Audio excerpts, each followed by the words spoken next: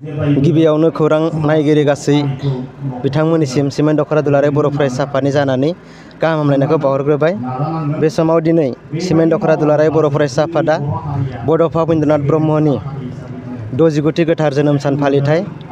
लोगोसे फरायसा सान, बे सानजों लोब्बा लाखिनानै दिनै सेथि हाबाफारि फुंबिलिनि आर'ज, नैथि हाबाफारि दुलाराय बर' फरायसा आफादनि गोथार माहारियारि फिरफिरा बिल होनाय हाबाफारि, बे हाबाफारिखौ सिमेन्ट दख'रा दुलाराय बर' फरायसा आफादनि आफादगिरि मानगोनां दोमैलु बसुमतारी बिथाङा मावफुंनानै होदों। आरो थामथि हाबाफारि बड'फानि सावगारियाव बिबार बावनाय, बे बिबार बावनाय हाबाफारियाव जोंनि सिमेन्ट दख'रा दुलाराय बर' फरायसा आफादनिनो बोसोनगिरि मानगोनां तिराब रामसियारि बिथाङा मावफुंनानै होलांदों। आरो बे हाबाफारियावनो बे हाबाफारि जोबनाय लोगो लोगोनो बिफां फुलि गायनाय हाबाफारि, बे बिफां फुलि गायनाय हाबाफारिखौ जों हांख्रायनाय लेखायै इउएन एकाडेमि समखं गोरायुं मानगोनां मुस्रि थुलुंगा बसुमतारी बिथाङा मावफुंनानै होदों। आरो लोगोसे दिनैनि बे हाबाफारिजों लोब्बा लाखिनानै सिमेन्ट दख'रा दुलाराय बर' फरायसा आफादा बर'नि राव, हारिमु, थुनलाइ लोगोसे गोबां बिथिंफोरखौ जौगानाय आरो दावगानायखौ थुनलाइयारि बिथिंखौ फेहेरनाय आरो फोगोमनाय बिथिंजों दिनै थाखो 4 आरो 5 जोंनि समखं हालामनि सिङाव थानाय बर' गुदि फरायसालिफोरखौ लानानै लोगोसे जोंनि इउएन एकाडेमिनि फरायसालिखौ लानानै जों खन्थाइ आवरायनाय बादायलायनाय हाबाफारि बेखौबो जों मावफुंदों। लोगोसे बे जोबनाय लोगो लोगोनो जोंनि हाबाफारि बायदियै दिनैनि जाथुनाखि गेवरां सावरायमेल, बे सावरायमेलखौ जोंनिनो आफादगिरि मुस्रि दोमैलु बसुमतारी बिथांनि दैदेननायजों लोगोसे जोंनि हांख्रायनाय लेखायै बेखेवगिरि आलासि महरै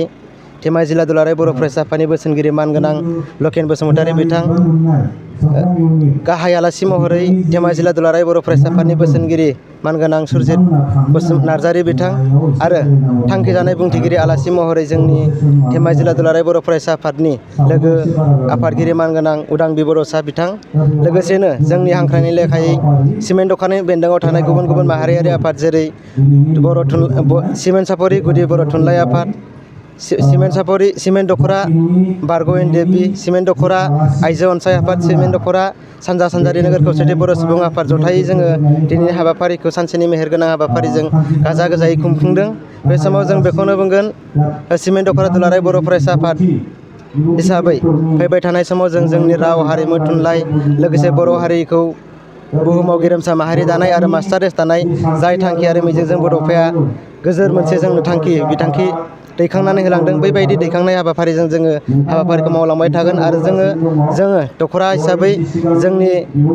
सिमेन्ट दख'रानि सिङाव थानाय गासै बर'नि माहारियारि आफाद लोगोसे जोंनि गासै गामि दैदेनगिरि लाइमोन बिथांमोनखौ बेफोरबायदि हाबाफारियाव फैबाय थानाय समाव मैखोमै बाहागो लाबाय थागोन। आरो लोगोसे बर' माहारिखौ मुलुगाव गेरेमसा माहारि दानाय हाबाफारियाव गासैबो हेफाजाब होगोन होननानै सिमेन्ट दख'रा दुलाराय बर' फरायसा आफादनि जानानै गुरैयै खावलायहरनाय जाबाय।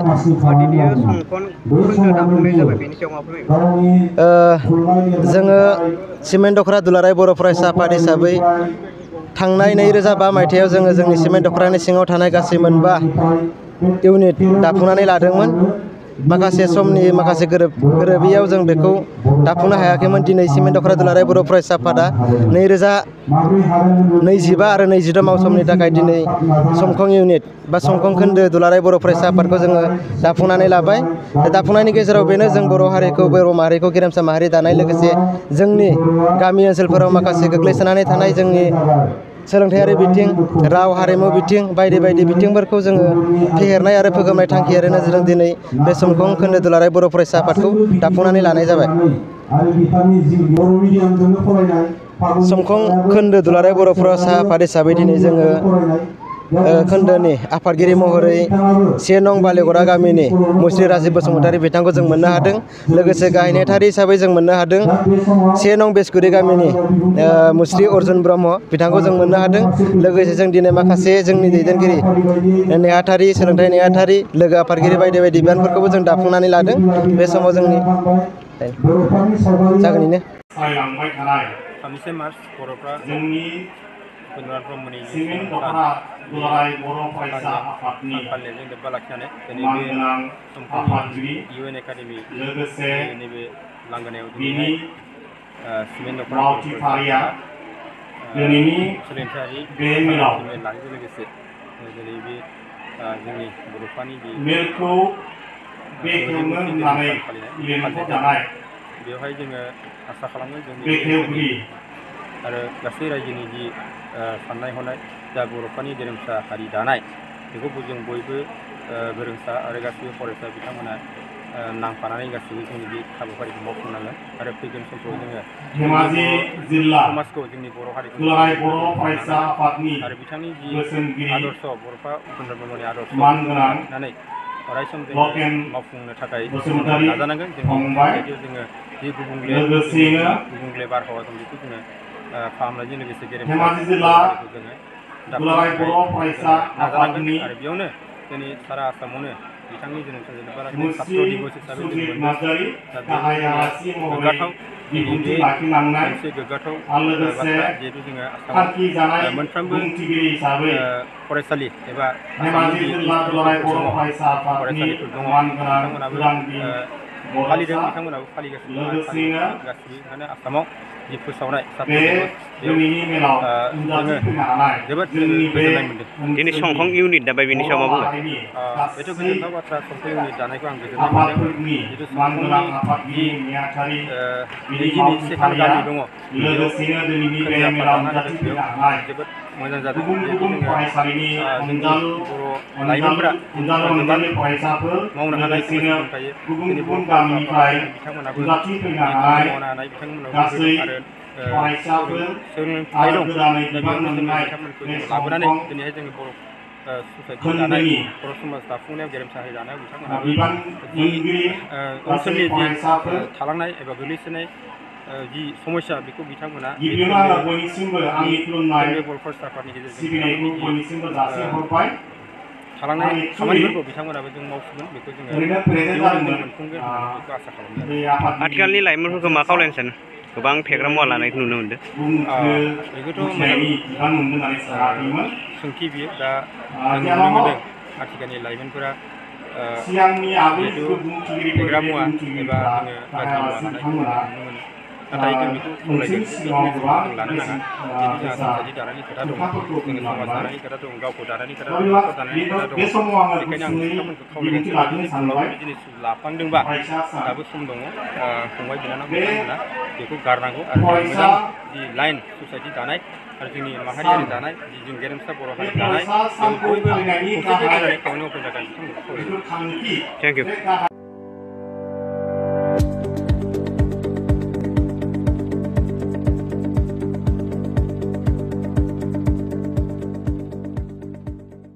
गोजोनथाव खौरां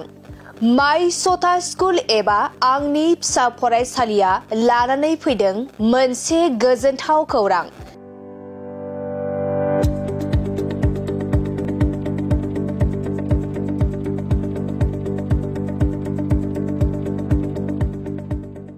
क'क्राझार सहरनि जेडि रडजों थांग्रा वार्ड नं 4आव माइ सथा स्कुल एबा आंनि फिसा फरायसालियाव डे केयार नार्सारि एलकेजि इउकेजिनि थाखाय मुं थिसननाया सोलिगासिनो दं।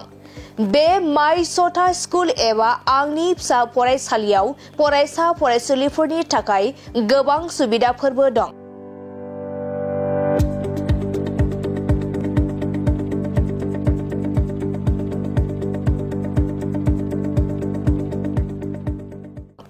अब्ला नोंथाङा माखौथो नायबाय थाखो?